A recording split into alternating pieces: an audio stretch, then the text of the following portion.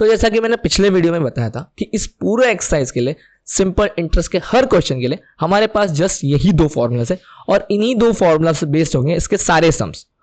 Okay, तो कोई new addition नहीं है, जस्ट कॉन्सेप्ट चेंज होंगे, क्वेश्चंस के टाइप्स चेंज होंगे, बट फॉर्मूलाज यही कंटिन्यू होंगे। बट एडिशनली लास्ट टाइम मैंने एक और चीज कही थी कि अमाउंट का एक और फॉर्मूला होता है जो मैं आपको आगे की वीडियोस में बताऊंगा। तो यहाँ पे है उसका सेकेंड फॉर्मूला। देखिए, second formula is just nothing, हमने जैसा कि पहले डिस्कस किया था, अमाउंट इज, आपने जो अमाउंट बोरो करते हो आप, यानी कि कोई भी उधारी का अमाउंट, और प्लस उसके साथ जो इंटरेस्ट पे करते हो, that is the total repayable या फिर रिसीवेबल अमाउंट।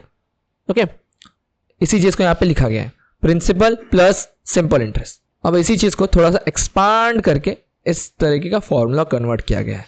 ये प्रिंसिपल एज इट इज लिखा गया, SI that is simple interest का यहाँ पे फॉर्मूला लिखा गया है। इसमें देखिए दोनों चीजों में, दोनों फैक्टर्स में P जो है बहुत कॉमन रहता है, ठीक है, P यानी कि प्रिंसिपल अमाउंट, तो उसे कॉमन लेकर बाहर निकाल दिया गया होता है और इस तरीके से अमाउंट का एक दूसरा फॉर्मूला बन जाता है। ठीक है, तो इसी बेस्ड कुछ सम्स होंगे आपके जो आगे वाले हम क्वेश्चंस में देखेंगे। अ sum of 25,000 accumulated to 55,000 after 12 years. Find the rate of interest per annum which was affected in this situation. अब यहां पे देखिए, सिंपल इंटरेस्ट निकालने के लिए जो तीन चीजें होती थी, दैट इज P आपका प्रिंसिपल अमाउंट, N यानी कि कितने ड्यूरेशन के लिए वो अमाउंट लिया गया है या फिर वो अमाउंट किसी को दिया गया है, और R that is rate of interest. ये तीन चीजें सिंपल इंटरेस्ट निकालने के लिए बहुत जरूरी होती हैं। अब के जो क्वेश्चंस होंगे उसमें आपको सिंपल इंटरेस्ट तो दिया गया होगा, बट इन तीन चीजों में से एक चीज मिसिंग होगी, दैट इज प्रिंसिपल मिसिंग हो सकता है, number of period, number of year missing हो सकता है, रेट ऑफ इंटरेस्ट मिसिंग हो सकता है। कोई बात नहीं सर, बट अगर हमें इन क्वेश्चंस में सिंपल इंटरेस्ट मिल गया, सिंपल इंटरेस्ट का सेम फॉर्मूला यूज करके हम इन तीनों चीजों में से किसी भी एक चीज को फाइंड आउट कर सकते हैं। ठीक है, और हो सकता है कि अमाउंट का फॉर्मूला हमें यूज करना पड़े कभी कभी, तो हम उस टाइप के क्वेश्चंस के लिए भी रेडी रहेंगे। ठीक है, तो यहां पे देखते हैं, यहां पे कहा कि एक अमाउंट था दैट इज 25,000 का। अब ये 25,000 इज योर प्रिंसिपल अमाउंट। ठीक है, डेटा को मैं लिख लेता हूं,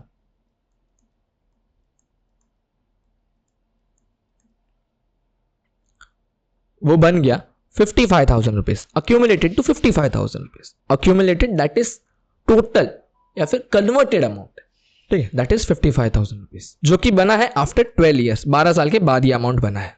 ठीक है, तो यहां पे आपको एन भी मिल गया है, दैट इज 12। सॉरी, मैं कलर चेंज करता हूं।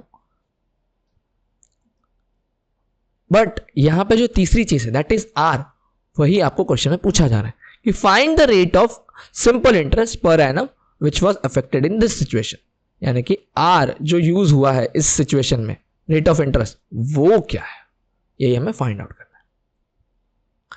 अब इस सम को सॉल्व करने के दो तरीके हैं। मैं आपको सबसे पहले इजी वाला तरीका बताता हूं, विच इज कि हम अमाउंट का, ये जो ऊपर हमें अमाउंट दिया गया है, ये वाला फॉर्मूला यूज करके इसे कैसे निकालेंगे। सबसे पहले अमाउंट का फॉर्मूला यूज कीजिए, विच इज P ब्रैकेट में 1 प्लस एन आर अपॉन 100। ठीक है, अक्यूमुलेटेड टोटल अमाउंट हमें पता है दैट इज 55,000। ठीक है, कभी भी अक्यूमुलेटेड कहा गया हो, कन्वर्टेड अमाउंट कहा गया हो, आफ्टर सर्टेन पीरियड जो अमाउंट रिसीव होता है वो होता है आपका टोटल अमाउंट जो आपको पे करना पड़ता है या फिर आपको रिसीव होता है। ठीक है, दोनों सूरतें हो सकती है। आपको प्रिंसिपल का अमाउंट दिया गया दैट इज 25,000। ठीक है, 1 एन यानी कि number of period that is 12 दिया गया है, आर हमें पता नहीं है। ठीक है, अब ये 25,000 यहां पे मल्टीप्लाई कर रहा है इस पूरे ब्रैकेट के साथ, ब्रैकेट के उस तरफ, सॉरी इक्वल के उस तरफ जाते ही ये बन जाएगा डिवाइड में। ठीक है, 55,000 divide by 25,000 is equal to 1 plus 12 R upon 100। आपके ये 3 0 कट जाएंगे। ठीक है, आपके पास कैलसी होगा तो और अच्छी बात है दोस्तों, मैं आपको बट उन लोगों के लिए बता रहा हूं जो खुद से भी इसे सॉल्व करना चाहते हैं। 55, मैं आपको कोई मैथ्स नहीं सिखा रहा हूँ, यानी कि प्लस एडिशन सब्ट्रैक्शन नहीं, मैं पर्टिकुलर क्वेश्चन के हिसाब से आपको सारे चैप्टर सिखा रहा हूँ, इसलिए ये सारी चीज़ें आप कैलसी से भी कर सकते हैं, खुद से भी कर सकते हैं, डिपेंड्स अपॉन यू। यहाँ पे मैंने 100 को 1 से मल्टीप्लाई कर दिया है ताकि यहाँ पे जो डिनोमिनेटर है वो इक्वल वो एक कॉमन डिनोमिनेटर बन जाए क्रॉस मल्टीप्लिकेशन के थ्रू। ठीक है,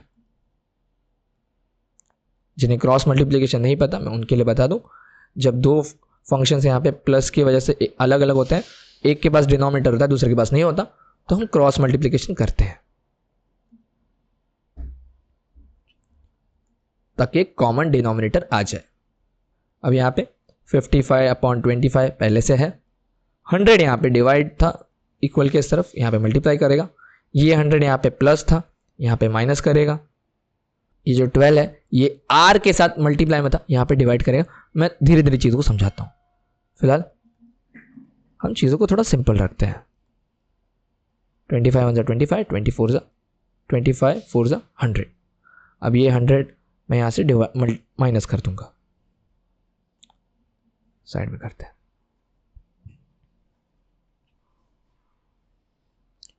फिफ्टी 55 इंटू 4 मैं डायरेक्ट यहाँ पे कर दे रहा हूँ, विच विल बी 220। यहाँ पे अब भी इक्वल के इस तरफ 100 प्लस में है और 12 मल्टीप्लाई में, r के मल्टीप्लाई में। 22 माइनस 100 अगेन 12r, यहाँ पे अभी भी एज इट इज पड़ा हुआ है, 120 आएगा यहाँ पे।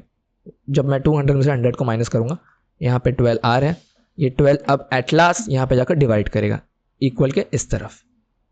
सो 120 divide by 12 is equal to r, which is nothing but,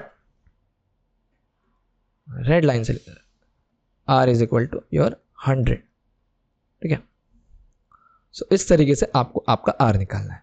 simple था, हमने जस्ट फॉर्मूला अप्लाई किया, फॉर्मूला में सारी चीज़ों को पुट किया और आगे का बेसिक मल्टीप्लिकेशन, सब्ट्रैक्शन, एडिशन और डिवीजन सब कुछ किया।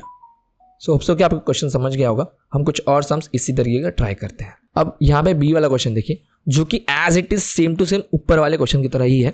यहाँ पे कहा गया an amount of 35,000 rupees which is your principal amount resulted in, converted in, accumulated in certain amount, जो भी अमाउंट देगा वो होता है आपका final amount, after certain period at 10% per annum after a certain period. यानी कि यहाँ पे ऑफकोर्स आपको स्टार्ट से पता होना चाहिए था कि यहाँ पे पीरियड ही पूछा गया होगा, क्वेश्चन में आपको पीरियड पूछा जाएगा। अगर आपको मेरी बात पे विश्वास नहीं है, हम आगे जरूर देखेंगे। At 10% per annum rate of simple interest, find the period. जैसे मैंने आपको कहा, हमें अभी के क्वेश्चंस में पी, एन और आर में से एक चीज नहीं दी गई होती है, सिंपल इंटरेस्ट डायरेक्टली इनडायरेक्टली दिया गया होता है या फिर टोटल अक्यूमुलेटेड अमाउंट दिया गया होता है। यहाँ पे हमें सेम चीज करनी है।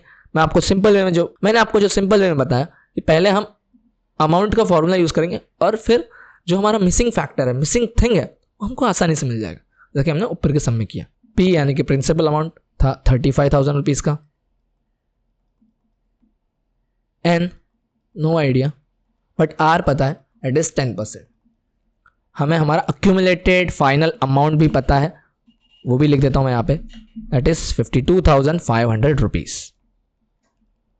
क्या करूंगा मैं, सिंपली यहाँ पे मैं अमाउंट का फॉर्मूला यूज करूंगा, which is P bracket 1 plus N upon R upon 100, N into R upon 100। अब again 52,500 is equal to 35,000 multiply by 1 plus N नहीं पता, आर मुझे पता है, दैट इज 10% अपॉन 100। अब अगेन हमारा सिंपल मैथ्स, 35 यहाँ पे मल्टीप्लाई करा था, यहाँ पे जाकर 52 से डिवाइड करेगा, 52,500 डिवाइडेड बाय 35,000, यहाँ बचेगा 1 प्लस 10n कह सकते हैं आप अपॉन 100। चाहिए तो आप ये 10 और ये 100 को भी डिवाइड कर सकते हैं, यहाँ पे बचेगा 1 प्लस n अपॉन 10। यहाँ again simple maths, 0000 get cancel. अब 525 को 35 से डिवाइड कर सकते हैं, सॉरी 350 से डिवाइड कर सकते हैं, विच विल कम 1.5। ये 1 यहाँ पे प्लस में था, यहाँ पे जाके माइनस करेगा, 1.5 माइनस 1, यहाँ पे अगेन बचा है n अपॉन 10, ये हमारा आंसर आएगा 0.5 is equal to again n upon 10।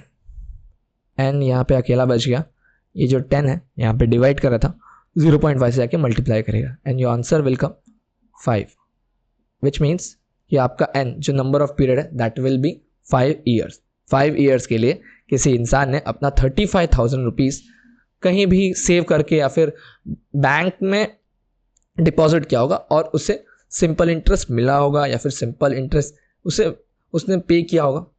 Various thing, दोनों सूरतें हो सकती है, दोनों केसेस हो सकते हैं। ठीक है, सो होप्स हो कि आपको इस तरीके से अमाउंट वाले फॉर्मूला यूज करके क्वेश्चन करने आ गया होगा। अब मैं आपको सेकेंड वे भी बताऊंगा which is a little bit logical but थोड़ा सा दिमाग लगाने वाला रास्ता है। ठीक है, तो मैं उसे समझा देता हूँ आपको। सबसे पहले आंसर आपको दोनों में सेम आएगा। ठीक है, इसकी एश्योरिटी मैं देता हूँ आपको। तो यहाँ पे फर्स्टली आपको पता है कि आपका एक अमाउंट है, कोई भी एक पर्टिकुलर अमाउंट है विच इज 35,000 रुपीज, जो कि कन्वर्ट हुआ है 52,500 रुपीज में। ठीक है, अब अगर हम अमाउंट का फॉर्मूला यूज करते हैं, पुराना वाला formula, which is amount is equal to principal plus simple interest. Okay दोस्तों, अमाउंट हमें पता था विच इज 52,500 रुपीज और हमारा प्रिंसिपल अमाउंट था 35,000। हमें सिंपल इंटरेस्ट नहीं पता था। ठीक है, अब मैं क्या कर सकता हूं दोस्तों, यहां पे सिंपल इंटरेस्ट निकाल सकता हूं। क्या मैं यहां पे सिंपल इंटरेस्ट फाइंड आउट कर सकता हूं? वीडियो को पॉज करके नीचे कमेंट कीजिए यस और नो। ठीक है, अब यहां पे 52,500 है। इसमें से अगर मैं प्रिंसिपल का अमाउंट दैट इज 35,000 रुपीज को माइनस कर दूं तो क्या मुझे यहां पे सिंपल इंटरेस्ट मिल जाएगा? Let's check it. 0,057। सो देखिए, मैंने बड़े ही सिंपल तरीके से यहाँ पे ऐसा यानी कि सिंपल इंटरेस्ट निकाल लिया। ऑल्दो ये एक सेकेंड वे, एक 2 स्टेप की थिंग है। यहाँ पे पहले आपको सिंपल इंटरेस्ट निकालना पड़ेगा, फिर सिंपल इंटरेस्ट का फॉर्मूला आपको यूज करके प्रिंसिपल या फिर नंबर ऑफ पीरियड या फिर रेट ऑफ इंटरेस्ट जो भी आपको पूछा गया वो निकालना पड़ता है। सो इसलिए ये एक लंबा रास्ता है, 2 स्टेप वाला रास्ता है, ज़्यादा टाइम कंज्यूम करता है और एग्जाम में टाइम की ही कीमत होती है। इसके लिए ये जो अमाउंट वाला मैंने ऊपर आपको वे बताया, बहुत ही simple way, just put and apply that formula और आपको PNR जो भी आपको पूछा गया वो आपको आसानी से मिल जाएगा। यहाँ पे जो आपको सी क्वेश्चन दिया गया that is simple interest. Again यहाँ पे पूछा गया सिंपल इंटरेस्ट आपको दिया गया है, आपको रेट ऑफ इंटरेस्ट दिया गया है, आपको नंबर ऑफ पीरियड दिया गया है, बस आपको कहा गया कि find the original principal amount. मैं आपको क्वेश्चन एक बार क्लियरली डिक्टेट कर देता हूँ। ठीक है, ये देखिए, a simple interest of 7,200 rupees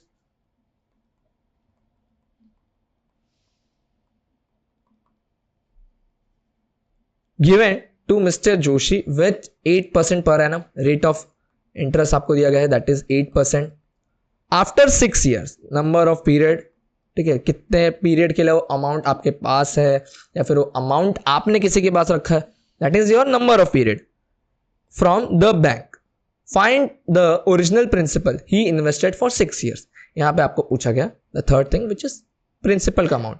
आपको सिंपल इंटरेस्ट की वैल्यू दी गई है, सिंपल इंटरेस्ट का फॉर्मूला यूज कीजिए। अगर आपको अक्यूमुलेटेड, टोटल, रिटर्न, रिजल्ट, अगर आपको accumulated, resulted, final amount that is total amount दिया गया है तो उसका फॉर्मूला यूज कीजिए। Very simple. और इसी तरीके से आपको यहाँ पे आपका डी वाला सम भी ऐसे ही दिया गया, a sum of 50,000 accumulated to 82,000 after 8 years in a bank, find the rate of simple interest which was charge by bank. ये सबसे पहला वाला सम जो हम लोगों ने किया था जहां पे हमें सिंपल इंटरेस्ट फाइंड आउट करना था, ये एग्जैक्ट वैसा ही समय दोस्तों।